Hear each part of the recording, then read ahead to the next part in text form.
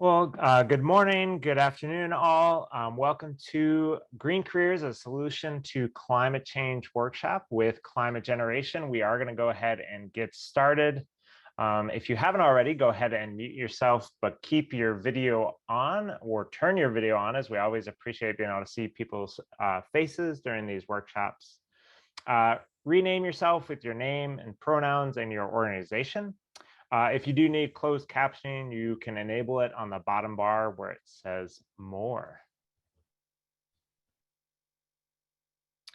My name is Seth Spencer. I'm the Teach Climate Network Coordinator here at Climate Generation.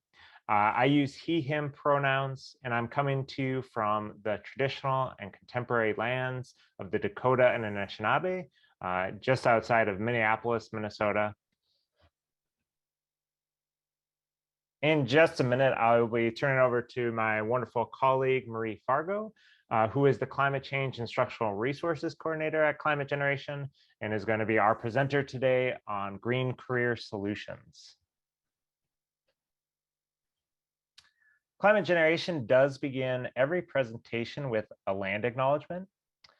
We take time to acknowledge the native land that we are on, because one of the effects of genocide and colonization is that it can be easy to forget that we are still occupying land and that Indigenous individuals and communities are still alive and leading change in our world.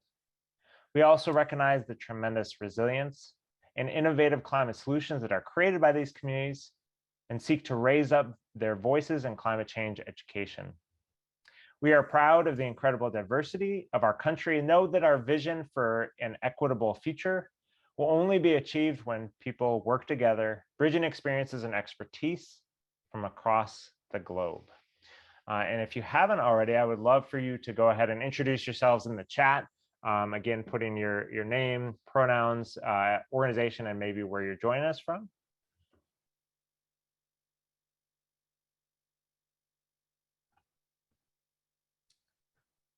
I also would like to give you background on why Climate Generation is sharing this workshop series. Our vision is to ignite and sustain the ability of educators, youth, and communities to act on the systems that perpetuate the climate crisis. We believe we'll accomplish this through three overarching strategies guided by our team, which are to overcome disinformation, center anti-racism and systemic equity, and personalize and localize climate change action. I'm going to now turn it over to Marie. Great, thanks so much, Seth.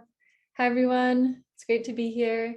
My name is Marie Fargo, like Seth said, and I'm the Climate Change Instructional Resources Coordinator here at Climate Generation. I use she, her pronouns, and I'm coming to you from Anishinaabe lands in Duluth, Minnesota. And today we are going to be talking about green careers and how they are a climate change solution. So we'll first discuss a little bit about why we need green careers, how green careers are climate change solutions. And I'll provide then some examples of green careers that are out there and why they're valuable to our students' futures. And we'll talk about the classroom connections to green professions. Then we'll try a couple activities from Climate Generation's instructional resources so that you can see a few concrete ways to engage your students in green career exploration. And my hope is that by exploring certain elements of green careers material, you'll gain ideas and inspiration for supporting STEM learning and sharing green careers with your students. So we need green careers because we're dealing with a climate crisis, right, that requires us to rethink how we live and work. And so I'd like to provide you a little background in climate change science, and I like to refer to Project Drawdown for this. They are a world leader in climate change solutions. If you're not familiar with the organization, I'd encourage you to check them out. But this diagram is great because it kind of shows carbon in our atmosphere, and it's a great diagram for really what we need to do to curb climate change. So in the middle gray box, we have the atmosphere, which currently holds about 59% of the carbon on Earth here. Carbon dioxide being the main greenhouse gas causing climate change and warming. And on the left, we have sources of where CO2 emissions are coming from. So mostly electricity production, agriculture and land use, industry, and transportation. On the right are what project drawdown calls sinks. Sinks are places that trap and store carbon in things like plant life, in water, or in the soil so that it doesn't become CO2 in the atmosphere and cause warming. So these are places like forests, prairies, wetlands, and the ocean. And so our broad goal, right, is to curb climate change impacts by reducing sources and increasing sinks. And we already have the knowledge and tools that we need to do this, but we still need to find enough people who are skilled enough to make these rapid changes and continue running that new knowledge in these new systems. And so that is why green careers are so important. And we can go to the next slide. Green careers are really important because our students are going to enter a workforce that's very different than what we have now. They'll need to have skills in science, technology, engineering, and math, or STEM, to help them reduce sources by doing things like supporting our new clean energy grid and making building and infrastructure changes. They'll also need to know how natural systems work so that they can increase sinks, supporting natural systems and modeling our human landscapes after them. And they'll need to be able to envision and communicate about ways of living and being that are different from what we have now in order to create a more just and equitable world. And so at Climate Generation, we define green careers. And we can go to the next slide. Green careers as jobs that produce goods or provide services that benefit our environment, conserve natural resources, or make the production process of goods more environmentally friendly, while providing equitable and meaningful employment.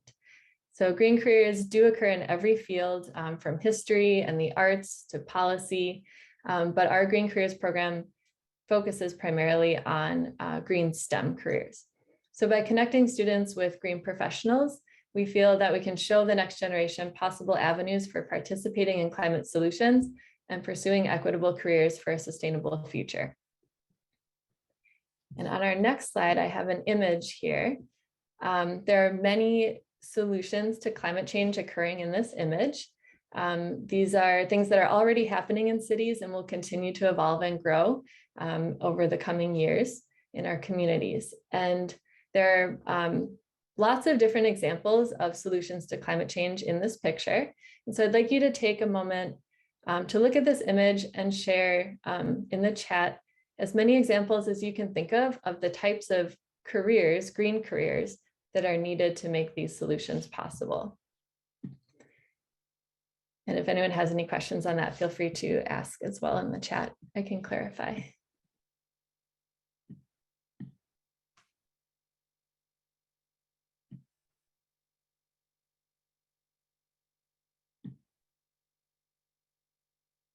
Great, thanks, Anna. I see farmer.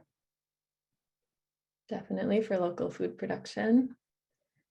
Engineers, wind turbine manufacturers, city planners, definitely for those walkable, bikeable cities, the charging stations, natural resource manager, thinking about water conservation and others.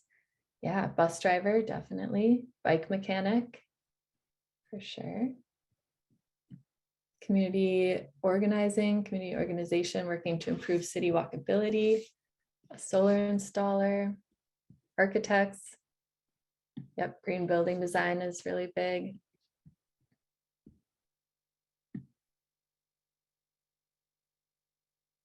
Yeah, these are wonderful examples. Feel free to keep adding them if you think of others.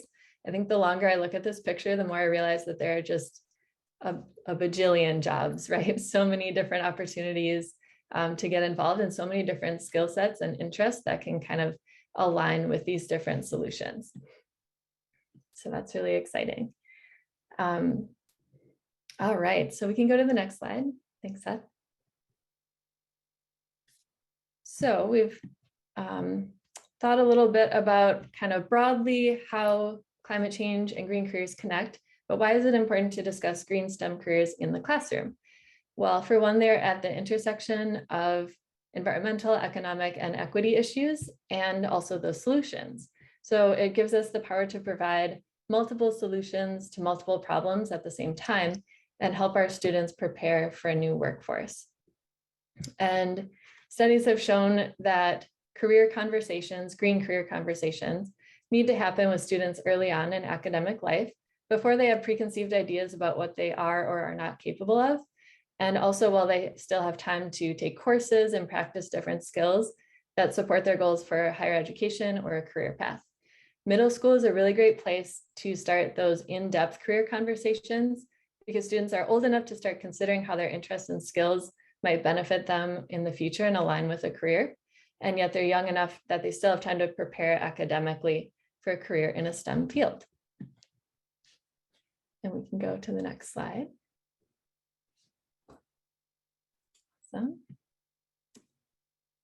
And so we're going to think about the environmental intersections with the classroom first. So green STEM careers, of course, can help us adapt to climate change and kind of curb its effects, again, like we had talked about earlier. And the need for green STEM careers and skill sets will just continue to increase as we change our communities. And so building those skills in the classroom is really essential. I think most importantly, it provides hope and courage to students and motivation to learn these skills, right? So when talking about climate change in class, you can talk about careers that are already addressing these problems and that students can soon be leaders in. And these discussions can help connect the classroom concepts and skills that they're learning to specific careers that our society needs to enact climate change solutions. So we'll give students hope and motivation to know that they can make a difference both now and in the future. And green STEM careers are also beneficial for students as they think about their future financial stability as well. So there's research that shows that clean energy employees already outnumber fossil fuel workers 3 to 1. The fossil fuel industry is really on the way out, and we do need more employees to fill upcoming renewable and clean energy jobs. There are about 3 times more STEM careers than non-STEM positions currently out there in the job market. And many green employers are saying that they have a shortage of skilled workers to fill the positions. They aren't finding enough people who have the education and background to fill these roles that they need. Another benefit is that the salary is significantly different in a STEM field compared to a non-STEM career. So the average annual salary for all non-STEM positions combined is about $46,000. And for all STEM careers, it's closer to $88,000. So it's really an economic advantage for students to consider STEM careers if that's of interest to them. They can find a stable profession that makes a positive environmental impact and is equitable and fair paying for themselves. But students are not receiving equal access or encouragement to attain these environmentally friendly and economically viable green STEM careers. So currently women and people of color are underrepresented in STEM careers, and encouragement of BIPOC student STEM career exploration is pretty low right now. According to a Forbes magazine article, as of 2018, when you look at the US high schools with the highest Black and Latina student populations, 25% of those high schools did not offer Algebra 2, and 33% of these schools did not offer chemistry. So in many cases, we're looking at a lack of schools even attempting to prepare students of color for STEM majors and professions.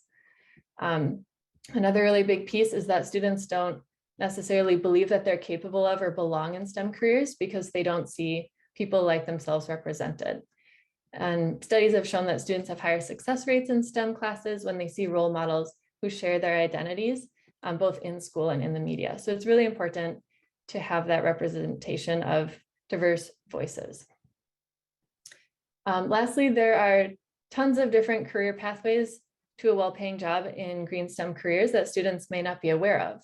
So it's important to talk about these careers so that students can see that they can choose a path that works for them, whether it's getting a job right out of high school, getting a 2-year degree, or pursuing more education, and that all of these can be a green and equitable and well-paying career. I would highly recommend the Interstate Renewable Energy Council's career maps. They're a really great tool for students to help students see different pathways for green careers, also advancement opportunities and ways to change careers in the future.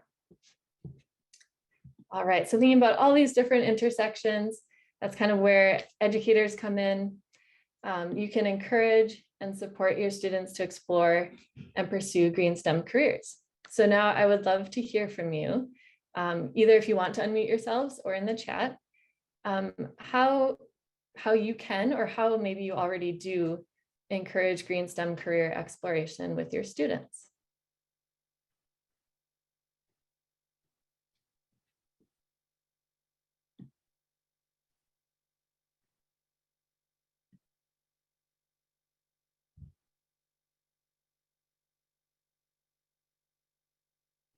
And if you would also be willing to share what role you're playing. So if you're, a high school science teacher or an elementary school teacher or something like that, I think it would be helpful for everyone to see where these strategies are coming in.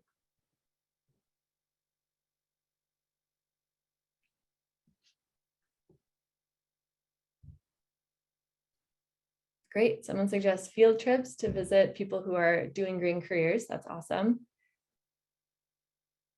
Great. Someone has a program to match landscape architecture graduate students with high school students to design a green building. That's super cool. I'd love to hear more about that.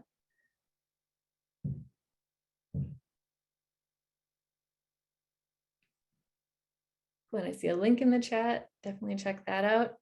KEEP is from UW Stevens Point, my alma mater, actually. They have a really awesome program. Yeah, showing students the possibilities and the salaries. So just kind of browsing through and exploring those different pathways and what the salary looks like, it can be really helpful. Awesome. Thanks, everyone. You can continue to share. That would be great. But yeah, we'll move on to our next slide. I'm just going to share a couple kind of general ways, and it sounds like you're already doing most, if not all of these things, but I think it can help to provide kind of just a general framework to think about ways we might engage students in STEM careers. So, someone mentioned just like talking about STEM careers. I think telling stories about people who might be in waste management or be a solar panel installer. If you have personal stories, great. If you maybe just read an article and say, oh, wow, did you know that like wind turbine technician is the fastest growing job in the country right now? Those kinds of little things can help kind of spark curiosity in your students. And this can happen in any subject area, which I think is really great.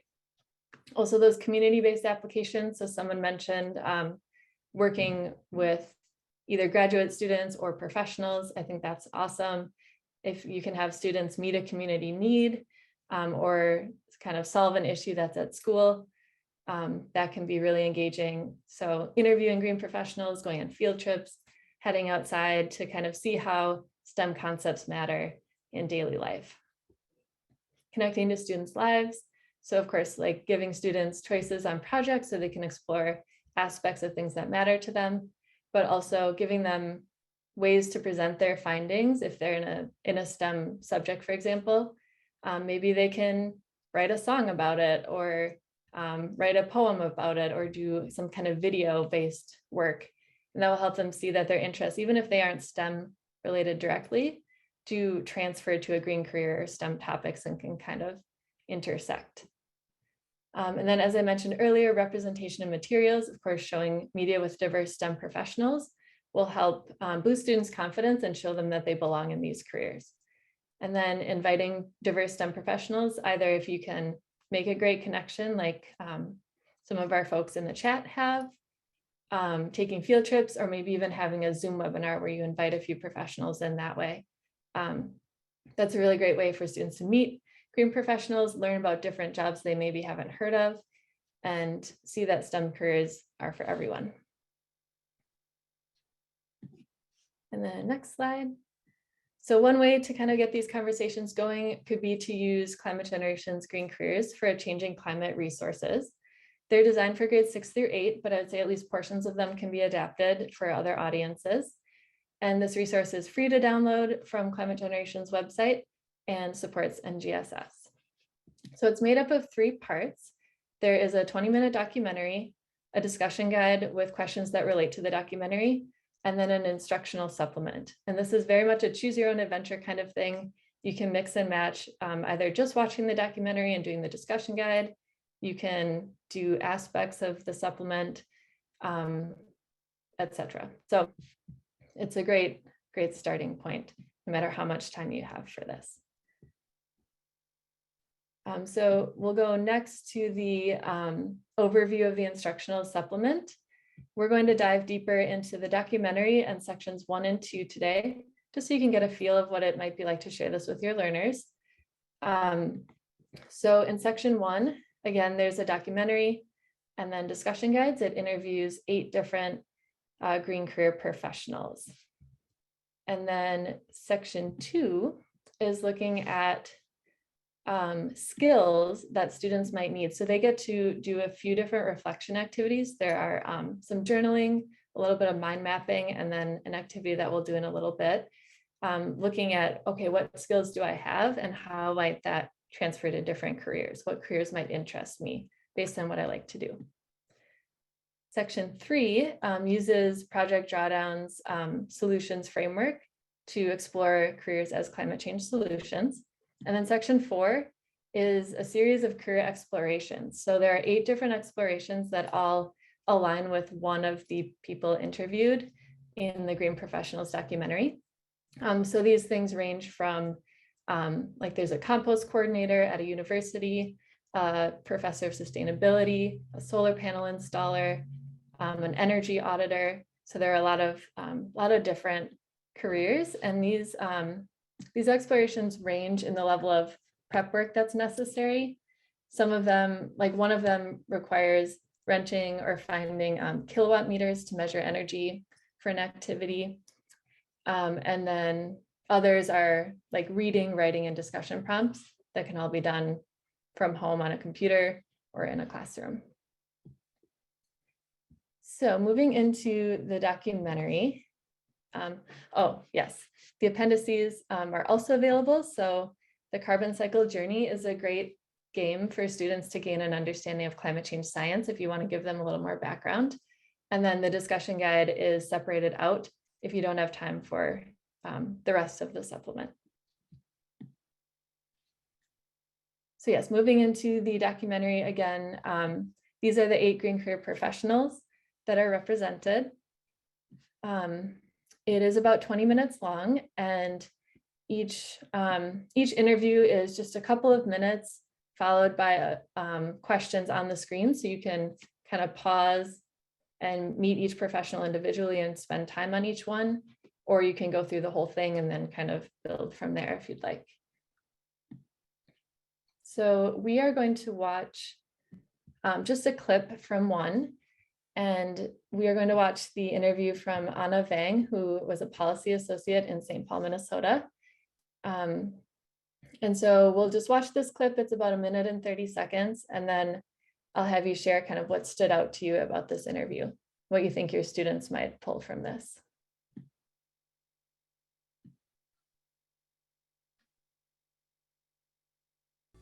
My name is Anna Vang, and I am a policy associate in Mayor Coleman's office in St. Paul. So my job is helping the planet by working within governments to come up with plans to reduce our emissions, and also trying to help identify ways to adapt to how climate change is already affecting us.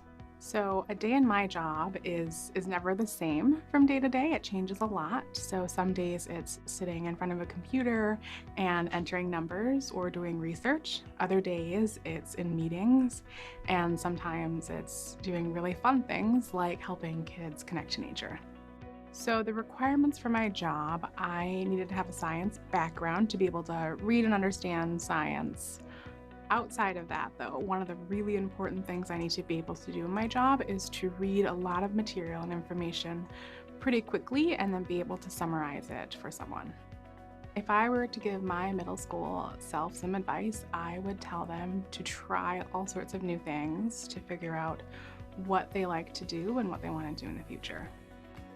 Did you know that cities consume over 2/3 of the world's energy and produce more than 70% of global emissions?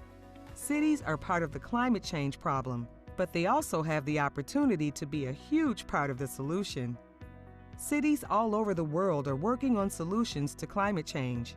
Everything from public transit to green roofs to bike infrastructure. These solutions really matter. Great, so you can see then it would move right into the next interview. So I'd love to hear from you in the chat. What was your impression from Anna's interview? What do you think your learners might take from this?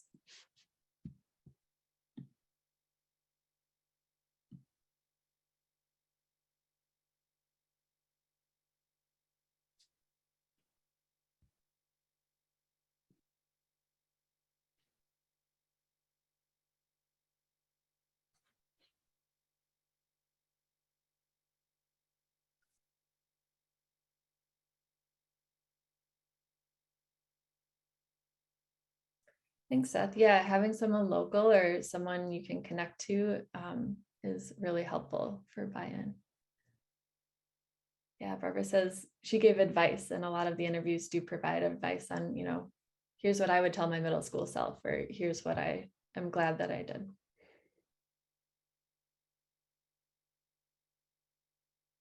Yeah, Jackson said she specifies the qualifications and the skills that she needed. So again, it really builds in with the skills activity that we're about to do. Concrete examples of what she does each day. Yeah, someone's saying like, oh, I like science, I could do something like that. What I like about this interview is that, a policy associate may not be the first thing you think of when you think about green careers or science, but she needs to understand science and read research and use that every day in her life, in her job. Yeah, great. A science trained person who gets to do a variety of work and work with people. Yeah. Awesome. Thanks, everyone. Great reflections. So we are going to move into section 2 of the instructional supplement. And again, this is helping students make connections between their skills and interests and potential green careers. So this activity is called the skills spectrum activity. And this is what the activity looks like in the supplement. This is a great one to have students get up and moving. You can do this outside or inside. Of course, for today, we're going to do this on a screen. So we're going to change the directions just a little bit. So I would recommend, if you can, putting your view on gallery view, just so you can see everyone else. If you are able to put your video on for this, that would be really great. We're going to be raising our hands today. So it's just kind of nice to see how people are answering if you're able to join us that way. We'll give everyone a minute to look at that.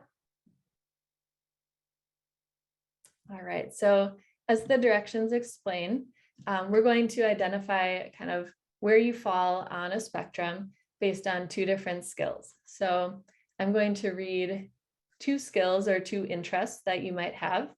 And if you agree more with the first statement, you're going to raise just one hand. If you agree more with the second statement, you can raise both hands.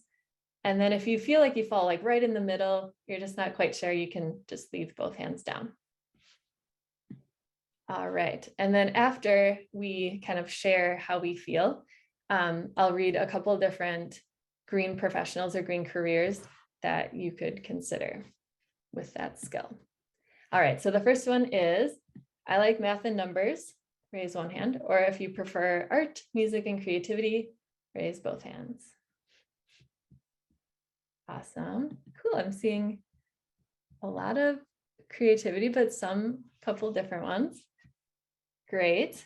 All right. So thinking about that, if you prefer math and numbers, you would potentially enjoy a career in marketing and sales of solar or wind equipment. Maybe you'd want to be a GIS specialist and work on a computer making maps, or maybe you'd want to be a climate scientist or researcher. If you prefer art and creativity, you might want to be a green design professional, maybe an environmental writer, or a sustainable artist. All right, here's our next one.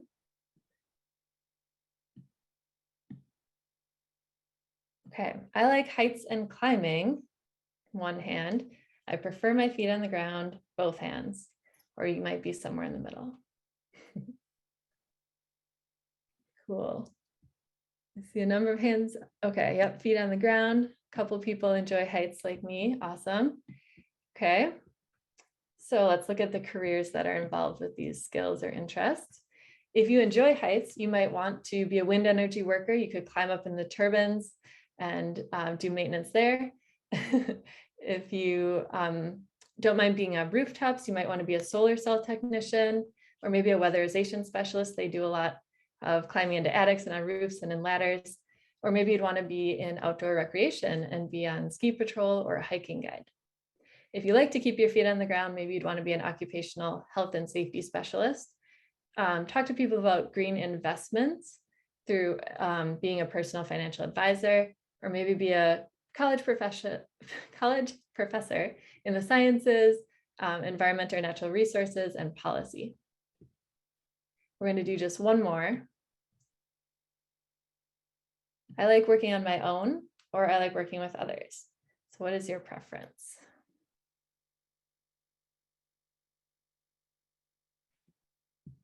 Well, I see a number of people like working with others. Cool. All right. So looking at the careers that are in that align here, if you prefer to work on your own, you might want to be an organic farmer, a climate researcher, or an energy auditor. Or if you prefer working with others, you might want to be a teacher in the sciences or environmental fields, a park naturalist, a respiratory doctor, or an urban planner. Thanks for participating, everyone. I really like this activity because it shows learners a wide variety of green professions. It only starts the conversation, right? So you don't go super in depth with what each career is, but it's a great opportunity for them to do some research on their own of like, this sounds interesting. I wonder what they do on a daily basis. So it's a really good reminder too that everyone can take part in climate solutions, not just people interested in math and science. So at the end of the skills spectrum activity, there is time allotted for students to talk about their peers or talk with their peers about which careers sounded interesting to them. We're going to skip that reflection today, but for our reflection, I know that we have a lot of folks here today who are educators, but also people who maybe work in STEM, non-formal education, or climate change organizations. So I'd really love to just hear your thoughts and reflections on these questions. What are you doing to support green careers, and what do you maybe want to do? So feel free to unmute yourselves. We're a fairly small group. If you do just want to talk, that's great. If you'd prefer to write in the chat, that's fine as well.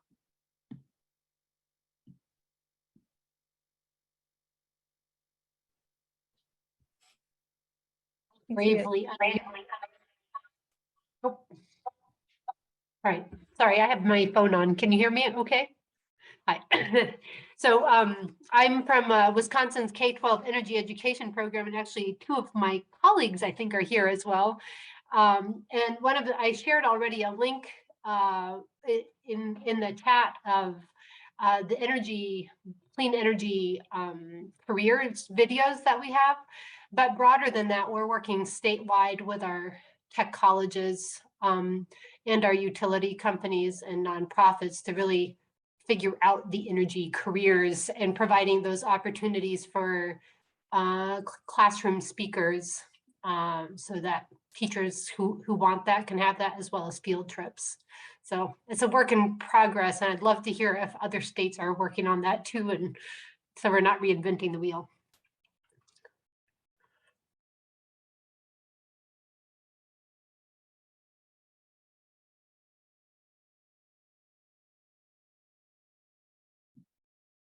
Yeah, that's great, Samara. Thank you for sharing that. I'm not sure if anyone here today is doing something similar, but feel free to jump in if you are. I do see Barbara wrote in the chat, I want to gather resources relating to green careers so that our organization can provide those to our students, and also building partnerships with local universities and colleges. I don't know if anyone has connections there. That would be great. And Seth, I'm looking at your comment about paid internships, at least in Wisconsin. I'm not sure what the situation is in Minnesota, but youth apprenticeships. I was just at the Wisconsin Tech Ed Association conference last week, and that seems to be a really strong way of getting our students early on, even before they're out of high school, into earning money in green careers.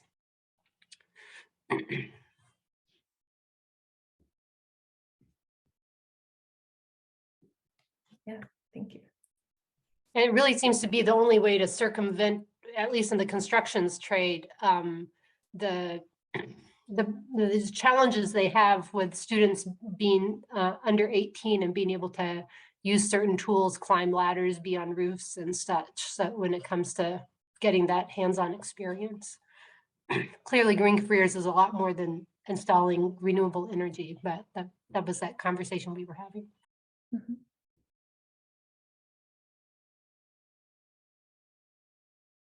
That's great. And thanks, Teresita, for sharing what you are working on in Massachusetts, starting green teams in each school.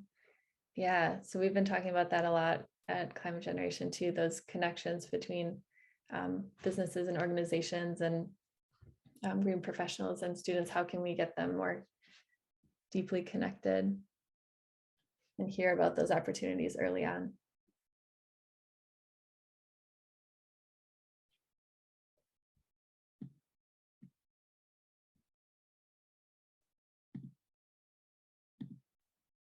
The nice thing about the youth apprenticeships too is that they're tied into Carl Perkins funding. So there's federal money behind it for students to get paid.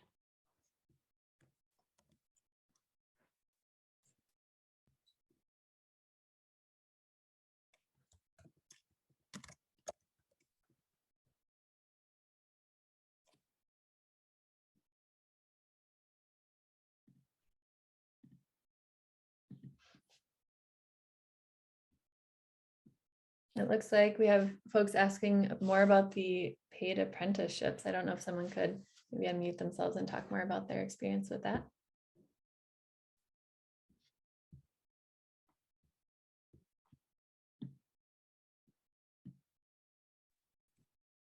Since I brought it up, I guess that would be me. Tag of it. So I'm actually new to this territory, but and I don't know how it's set up in different states, but the Carl Perkins funding is federal money that's distributed through our Department of Public Instruction. And from there goes to school districts, and school districts then report on apprenticeships that are set up between their students and whoever the professionals those students get matched with. So the student is earning money and learning on the job, they earn credit as well. And it's very formulaic, and that's kind of the extent of my knowledge. I've now brain drained all the little bits I know.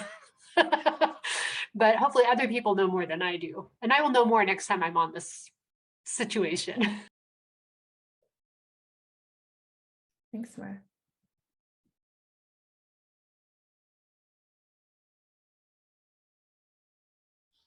In my very brief research, Wisconsin's website is much easier to understand than Minnesota's for this apprenticeship program, but it does seem like it exists in most states, or it's connected to public schools, but just how much of them are focused on green careers or not probably depends on the state, of course.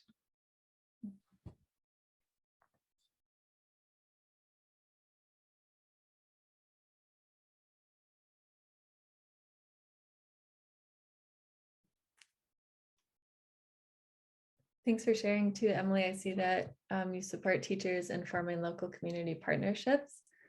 So with individuals, nonprofits, agencies, and businesses to help students engage in authentic sustainability projects. Yeah, I think I'm hearing that over and over, right? That those hands-on opportunities and that experiential learning and getting involved